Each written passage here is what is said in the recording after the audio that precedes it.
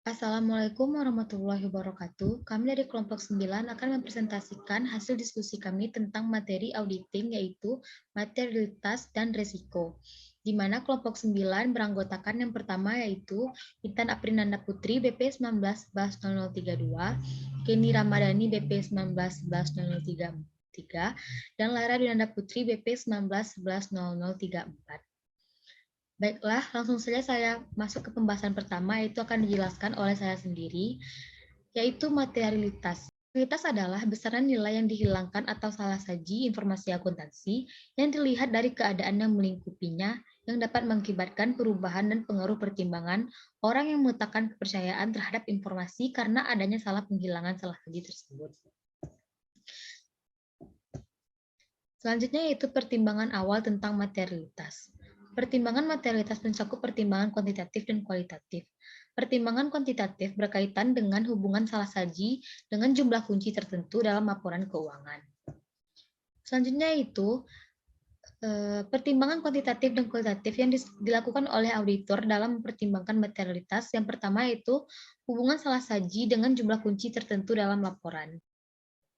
Hubungan salah saji dengan jumlah kunci tertentu dalam laporan, contohnya yaitu seperti yang pertama laba bersih sebelum pajak dalam laporan keuangan, yang kedua total aktiva dalam neraca, yang ketiga total aktiva lancar dalam neraca, dan yang terakhir yaitu total ekuitas pemegang saham dalam neraca. Yang kedua itu faktor kualitatif. Faktor kualitatif ini seperti yang pertama itu kemungkinan terjadinya pembayaran yang melanggar hukum, yang kedua kemungkinan terjadinya kecurangan, yang ketiga itu syarat yang tercantum dalam perjanjian penarikan kredit dari bank yang mengharuskan klien untuk mempertahankan beberapa rasio keuangan pada tingkat minimum tertentu. Selanjutnya itu adanya gangguan dalam tren laba. Yang selanjutnya sikap manajemen terhadap integritas laporan keuangan. Baiklah, sekian hasil presentasi dari saya. Selanjutnya yaitu saya persilakan kepada Intan Aprinanda Putri. Kepada Intan, saya persilahkan. Baiklah, Assalamualaikum warahmatullahi wabarakatuh. Perkenalkan nama saya Intan Aprinda Putri, BP 19110032, yang akan melanjutkan pembacaan materi yang berikutnya, yaitu yang materi mengenai faktor yang harus dipertimbangkan dalam melakukan pertimbangan awal tentang materialitas pada setiap tingkat. Yang pertama yaitu materialitas pada tingkat laporan keuangan, di mana auditor menggunakan dua cara dalam menerapkan materialitas. Yang pertama yaitu auditor menggunakan materialitas dalam perencanaan audit, dan yang kedua pada saat mengevaluasi bukti audit dalam pelaksanaan audit. Pada saat merencanakan audit, auditor perlu membuat estimasi materialitas karena terdapat hubungan yang terbalik antara jumlah dalam laporan keuangan yang dipandang material oleh auditor dengan jumlah pekerjaan audit yang diperlukan untuk menyatakan kewajaran laporan keuangan, di mana auditor harus mempertimbangkan dengan baik penaksiran materialitas pada tahap perencanaan audit. Jika auditor menentukan jumlah rupiah materialitas terlalu rendah, maka auditor akan mengkonsumsikan waktu dan usaha yang sebenarnya tidak diperlukan. Dan sebaliknya, jika auditor menentukan jumlah rupiah materialitas terlalu tinggi, auditor akan mengabaikan salah saji yang signifikan, sehingga ia memberikan pendapat wajar tanpa pengecualian untuk laporan keuangan yang sebenarnya berisi salah saji material. Yang selanjutnya yaitu mengenai materialitas pada tingkat saldo akun, di mana auditor memberikan pendapat atas laporan keuangan secara keseluruhan, namun ia harus melakukan audit terhadap akun-akun secara individual dalam mengumpulkan bukti audit yang dipakai sebagai dasar untuk menyatakan pendapatnya atas laporan keuangan audit.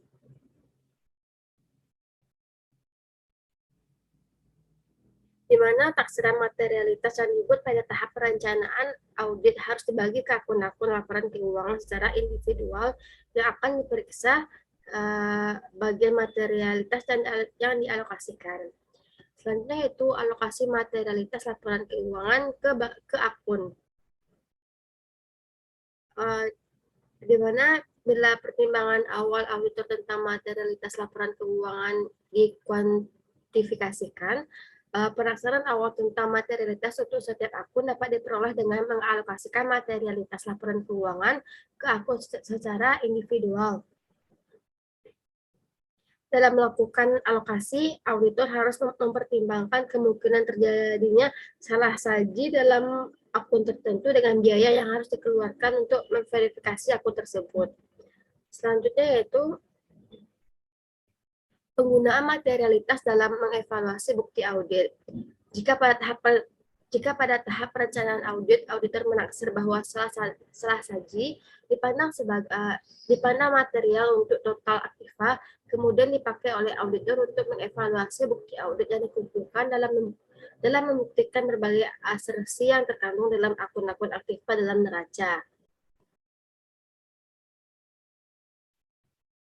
Selanjutnya yaitu hubungan antara materialitas dengan bukti audit, di mana materialitas merupakan satu di antara berbagai faktor yang mempengaruhi pertimbangan auditor tentang kecakupan atau kuantitas bukti audit.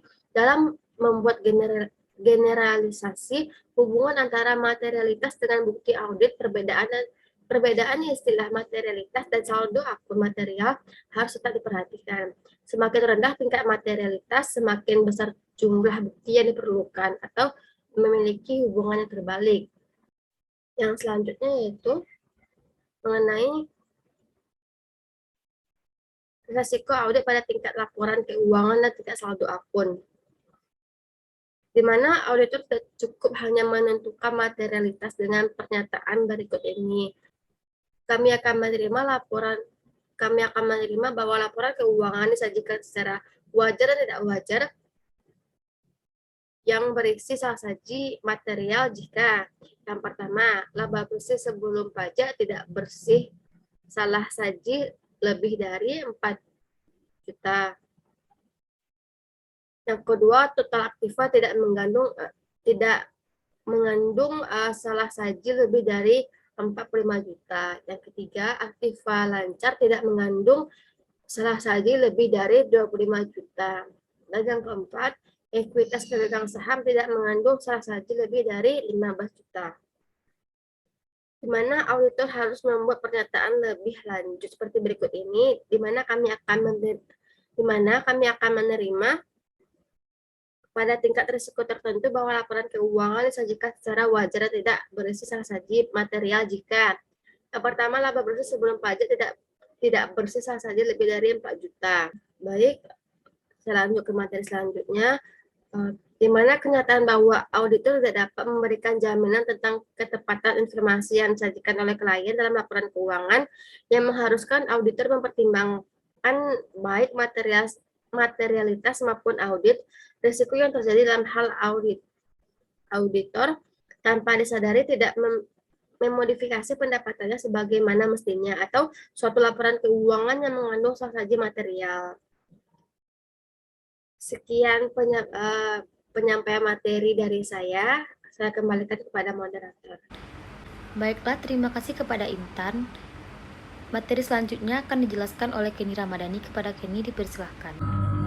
Saya Kenny Ramadhani, WP 19110033 akan melanjutkan materi dari rekan saya, yaitu tentang risiko audit seperti material dibagi menjadi 2 bagian.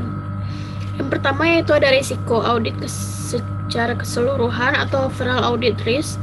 Pada tahap perencanaan audit, auditor pertama kali harus menentukan risiko audit keseluruhan yang direncanakan atau overall plan audit risk, yang merupakan besarnya risiko yang dapat ditanggung oleh auditor dalam menyatakan bahwa laporan keuangan disajikan secara wajar. Padahal kenyataannya laporan keuangan tersebut berisi salah saji material. Risiko audit dapat ditaksir secara kuantitatif atau kualitatif. Yang kedua yaitu risiko audit individual. Karena audit mencakup pemeriksaan terhadap akun-akun secara individual, risiko audit secara keseluruhan harus dialokasikan kepada akun-akun yang berkaitan.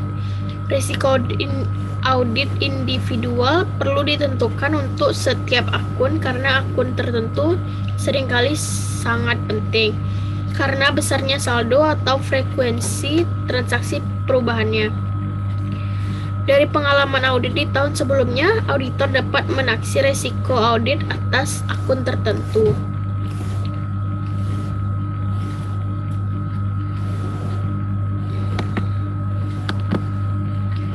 Selanjutnya itu tentang unsur resiko audit. Unsur resiko audit terdapat 3 unsur resiko audit. Yang pertama yaitu resiko bawaan. Resiko bawaan yaitu kerentaan suatu saldo akun atau golongan transaksi terhadap suatu salah saji material dengan asumsi bahwa tidak terdapat kebijakan dan prosedur pengendalian intern yang terkait. Di mana risiko salah saji lebih besar pada saldo akun atau golongan transaksi tertentu dibandingkan dengan yang lain. Yang kedua yaitu ada risiko pengendalian.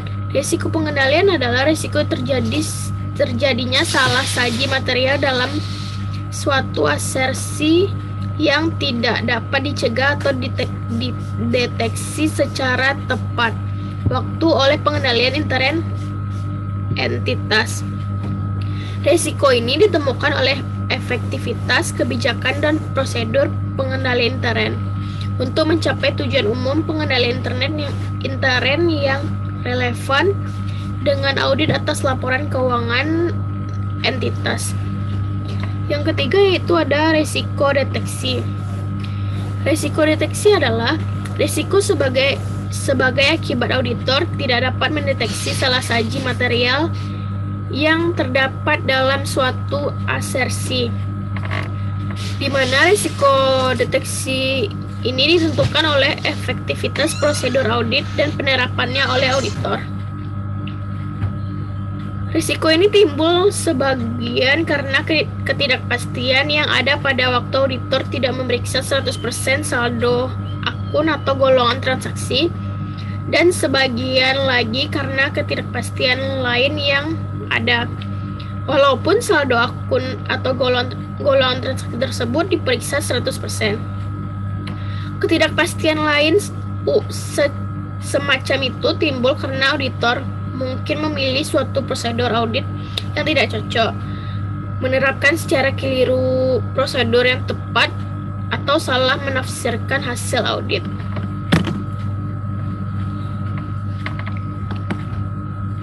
Selanjutnya itu tentang hubungan antara materialitas, risiko audit, dan bukti audit. Hubungan antara materialitas, risiko audit, dan bukti audit adalah yang pertama yaitu jika audit mempertahankan risiko audit konstan dan tingkat materialitas dikurangi, auditor harus menambah jumlah bukti audit yang dikumpulkan. Yang kedua yaitu jika auditor mempertahankan tingkat materialitas konstan dan mengurangi jumlah bukti audit yang dikumpulkan, risiko audit menjadi meningkat. Yang ketiga yaitu jika audit menginginkan risiko audit, auditor dapat menempuh salah satu dari 3 cara berikut. Yang pertama yaitu menambah tingkat materialitas, sementara itu mempertahankan jumlah bukti audit yang dikumpulkan. Yang kedua yaitu menambah jumlah bukti audit yang dikumpulkan, sementara itu tingkat materialitas tetap dipertahankan. Yang ketiga yaitu menambah sedikit jumlah bukti audit yang dikumpulkan dan tingkat materialitas secara bersama-sama. Baiklah, kesimpulan dari presentasi kelompok kami yaitu yang pertama, oleh karena itu berdasarkan pertimbangan biaya manfaat, auditor tidak mungkin melakukan pemeriksaan atas semua transaksi yang dicerminkan. Dalam laporan keuangan, auditor harus menggunakan konsep materialitas dan konsep risiko. Audit dalam menyatakan pendapat atas laporan keuangan auditan. Yang kedua yaitu materialitas dibagi menjadi 2 golongan. Yang pertama yaitu ada materialitas pada tingkat laporan keuangan dan materialitas pada tingkat saldo akun, di mana risiko audit juga digolongkan menjadi 2, yaitu yang pertama risiko audit keseluruhan dan risiko audit individual. Kesimpulan yang ketiga yaitu resiko audit terbagi atas 3 unsur, yaitu resiko bawaan, resiko pengendalian, dan resiko deteksi. Yang terakhir yaitu karena adanya hubungan antara tingkat materialitas, resiko audit, dan bukti audit, maka auditor dapat memilih strategi audit awal dalam perencanaan audit atas asersi individual atau sekelompok asersi. Demikianlah presentasi saya kembalikan kepada moderator. Baiklah, sekian hasil presentasi dari kelompok 9. Jika ada kesalahan, kami mohon dimaafkan. Wabillahi taufiq wal hidayah. Wassalamualaikum warahmatullahi wabarakatuh.